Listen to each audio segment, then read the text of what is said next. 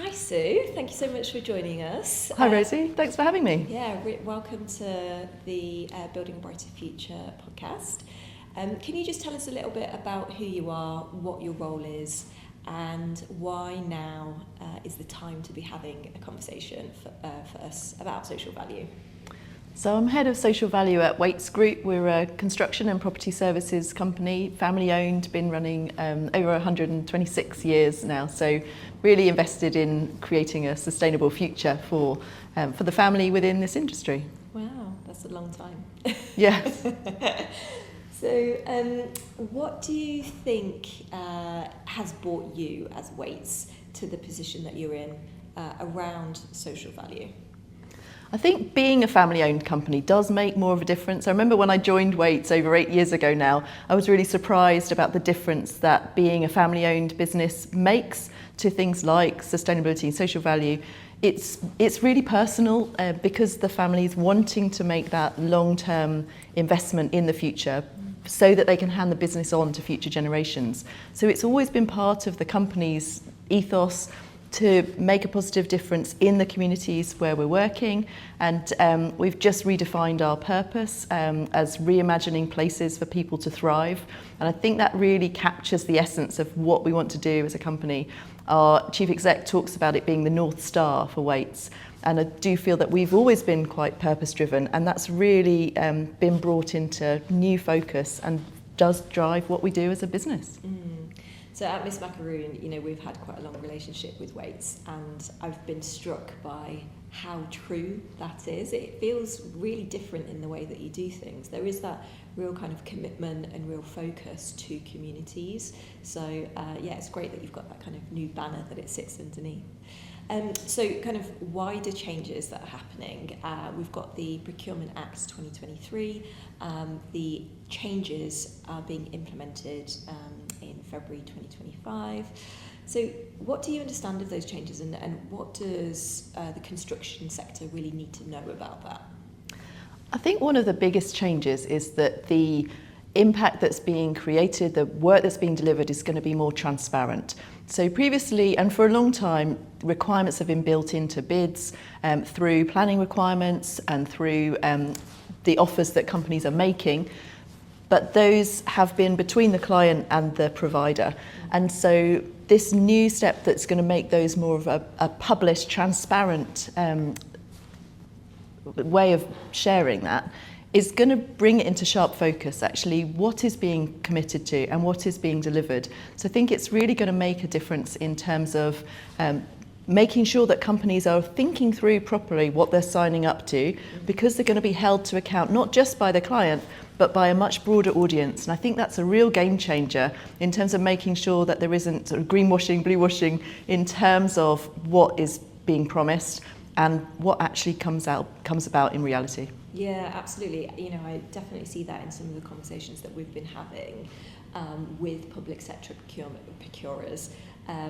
The language is totally changing, and the mindset is totally changing in that they're talking about suppliers, contractors being in breach of contract if they don't deliver on those social value aims that they've put in the bids, and they'll be sanctioned, and they'll be put under investigation in the same way as if they don't deliver on the technical aspects of that bid. So yeah, I think it's a really important change. What do construction firms need to think through and put in place to be able to prepare for that? I think one of the main things is thinking through how the commitments are going to be delivered. So not just what's going to win the bid, but actually what resourcing is going to be required to be able to follow through on that. And that can be quite challenging to think through when you're at the very early stages of something that might last for multiple years.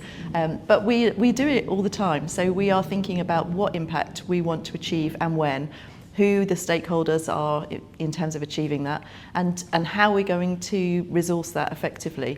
I think it's going to mean that we do need to make sure that we are considering what is achievable.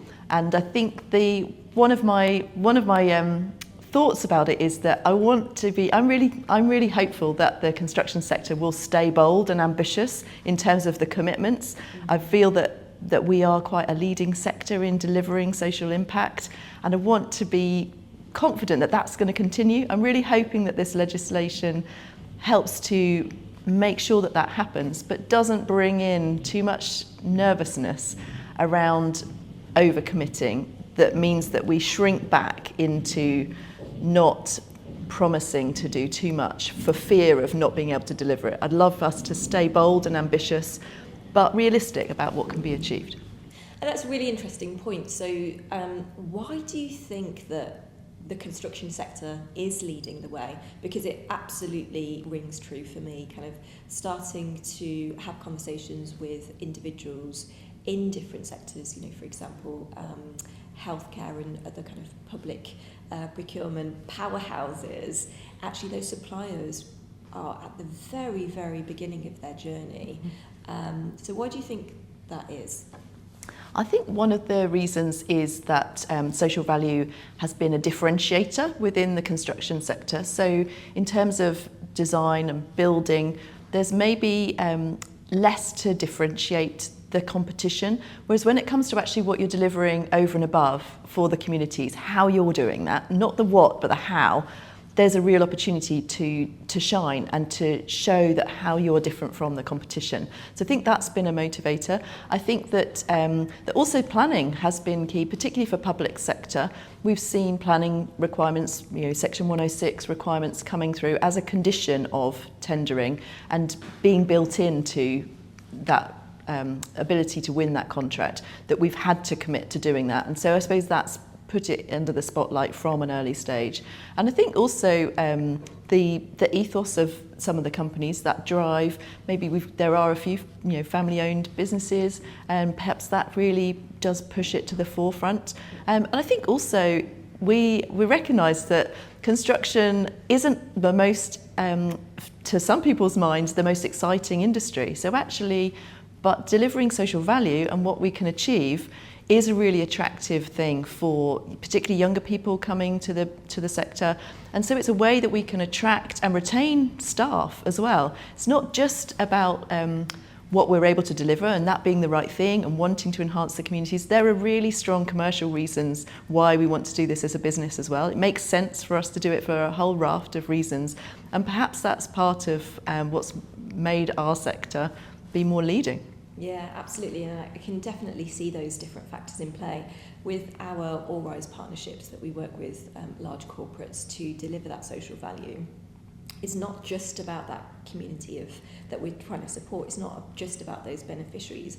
Actually, the impact that it has on the existing employees in terms of their engagement, their morale, their development opportunities. You know, actually, those are some of the, you know, cherry on top type things that weren't really necessarily kind of accounted for or built into the project, but are just so incredibly impactful. So it's great to see. So for you, you know, construction is a leading sector, but I can see that actually Wates is leading within that sector in this space. Can you give us a little bit of an overview of what that journey has been over the last decade or more? Yeah, I think thank you first of all for the compliment there, and I think that it's something that's really important to us. It's work that we're really proud of doing, and I think that's not just for me sitting in the social value function, but I would say across the board, people are proud of the work we're doing on social value.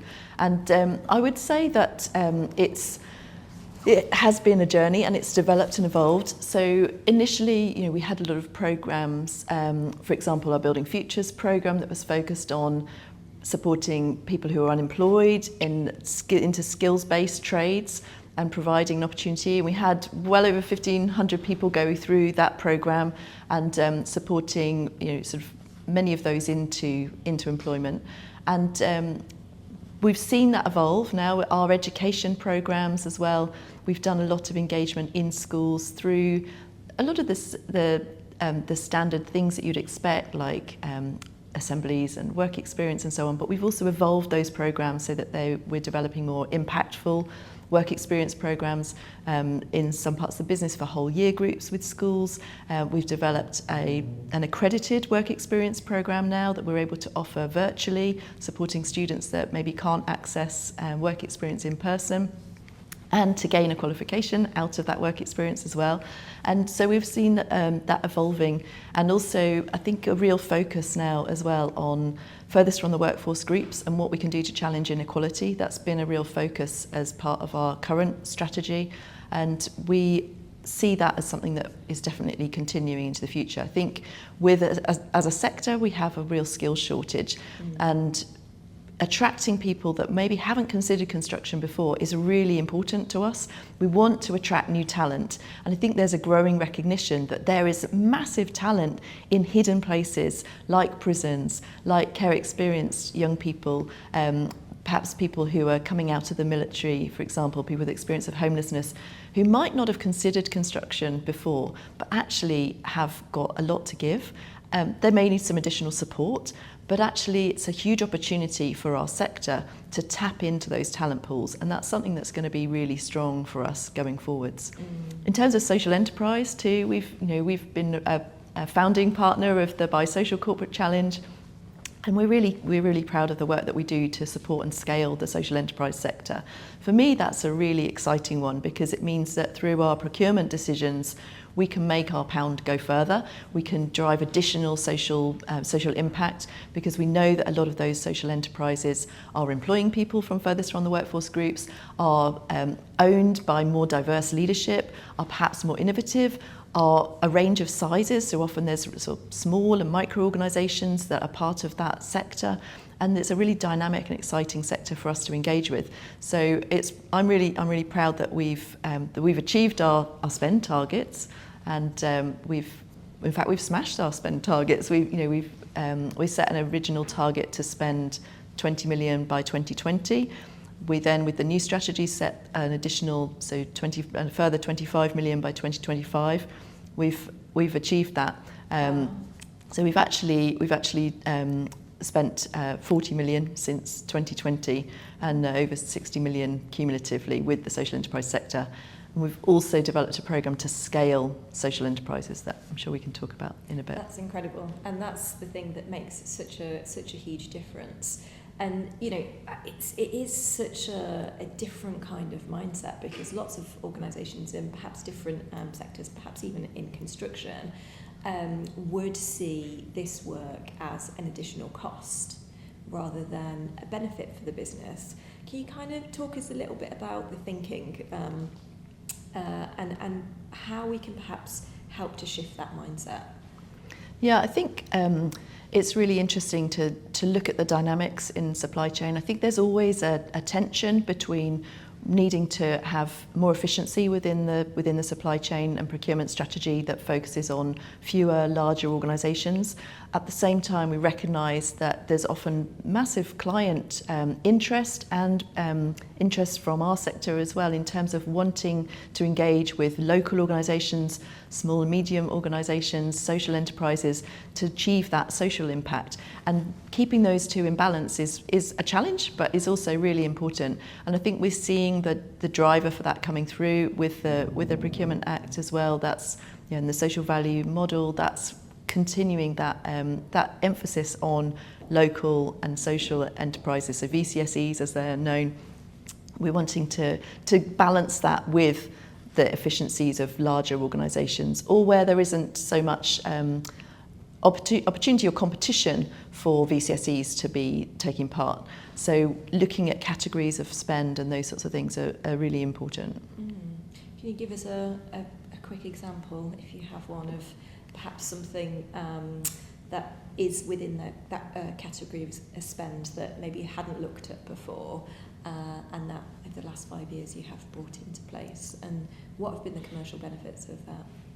So I think it's really interesting when we look at the social enterprises that we've engaged with. So through our assets programme, we've supported 21 social enterprises to scale and to look at their growth trajectory and look at how they're going to achieve that growth. And when we look at the categories, so one of those, for example, would be Nuneaton signs. It's interesting to see the growth. I think where there's a product-based organisation, sometimes it's easier to achieve that scale faster compared to service-based organisations. With Nuneaton signs, we've seen massive growth in our spend with them, in that opportunity to actually win. So we've got two social enterprises, Nuneaton and RBLI, who've jointly hold our contract for signage, and so being able to put them on preferred supplier list and drive the spend through those organisations has enabled them to grow, which is great to see. And for Nuneaton signs, employ more disabled people in their manufacturing facility. Brilliant. It's great to see, because it really does have that long-term transformational impact, not just for that organisation, but the local people it employs and the communities around them. That's amazing. And especially, I know a lot of the social enterprises that you support through the assets programme and through your procurement spend do employ or support in other ways people with multiple and complex needs. So it's great to see that, as you say, you can see that the spend of that pound going further. What do you think some of the barriers might be for construction companies to shift that mindset? I think we do operate on quite tight margins as a sector. I think that's an overarching challenge, and one that we need to address in terms of shifting the general mindset more towards value and less towards price. I think as a sector, that's something that we really need to work on with clients as well, and understanding that value mindset shift is going to help us collectively achieve greater things. I think as a sector that there are some challenges around inconsistencies around how we measure the impact as well. We use the TOMS system, but there are a few different methodologies out there, and different clients sometimes want different things. And I think that is a challenge for the sector in terms of that consistency. I think we can probably do better working together as a sector and leveraging our impact as a whole. And there are some initiatives, particularly in the education space where that's been happening, and that is happening.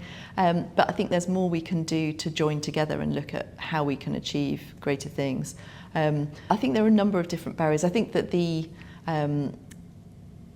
competing priorities is another barrier. Our jobs are very busy, and making sure that we make space for what we're doing within the community does require a commitment of time, and people need to be invested to understand the importance of that, and to understand that what we're delivering in terms of social value is a commercial imperative. It's not a nice add-on. Those days are gone. This is very much something that if we're not doing it, we won't be winning work, we won't be delivering for our clients, and we need to make sure that we're building in that time and resource to effectively deliver our social impact. That's such an important message, isn't it? Actually, you won't win work if you don't build in really meaningful social value. I think that's a key message to take away, definitely. So, looking ahead to the future of construction, what do you think the next 5 years looks like? I think there's going to be a continued spotlight on social value. I think that's only going to increase. I think that the requirement for data, more robust data, is going to increase as well. So I think we need to make sure that we're not only delivering the impact, but that we're able to measure and communicate the impact that's happening.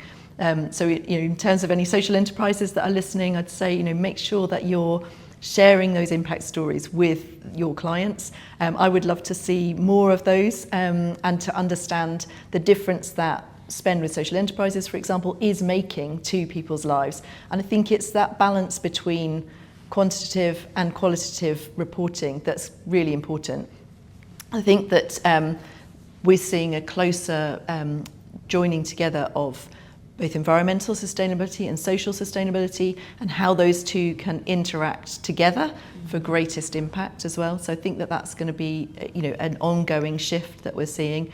And I think it's going to become increasingly important. I think historically, perhaps there's been quite consistent support for social value within the public sector, whether that's central or local government.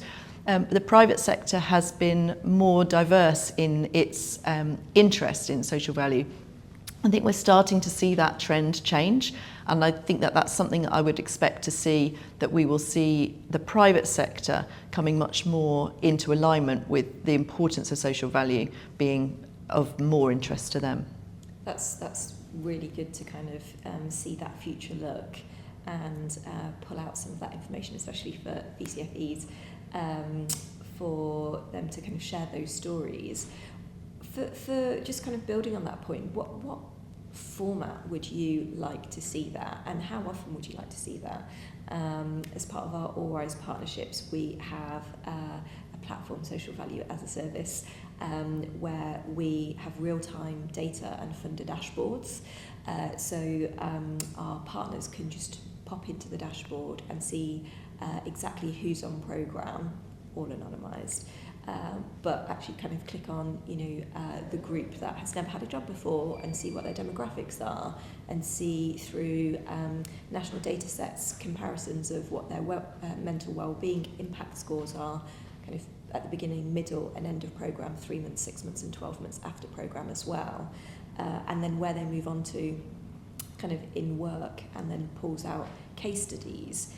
For you and the reporting that you need to do, how kind of impactful could that be, and would it be useful, and how could it be improved? I think that sounds absolutely fantastic, and yes, definitely it's useful. I think that one of the challenges in terms of understanding the impact that we have in social value is that we can't put everything on a spreadsheet, and also we need to understand what the longer term impact is, and sometimes getting that data can be really challenging in terms of knowing how a person has progressed having participated in a programme. Sometimes tracking them in the sort of short, medium and certainly longer term can be really difficult. So anything that we can do to work with partners who may be maintaining those relationships for longer is really helpful for us to understand the value of particular programmes, and also how we can improve programmes to make sure that that impact is greater. Amazing. Well, Sue, thank you so much for joining us today. Really appreciate it. My pleasure.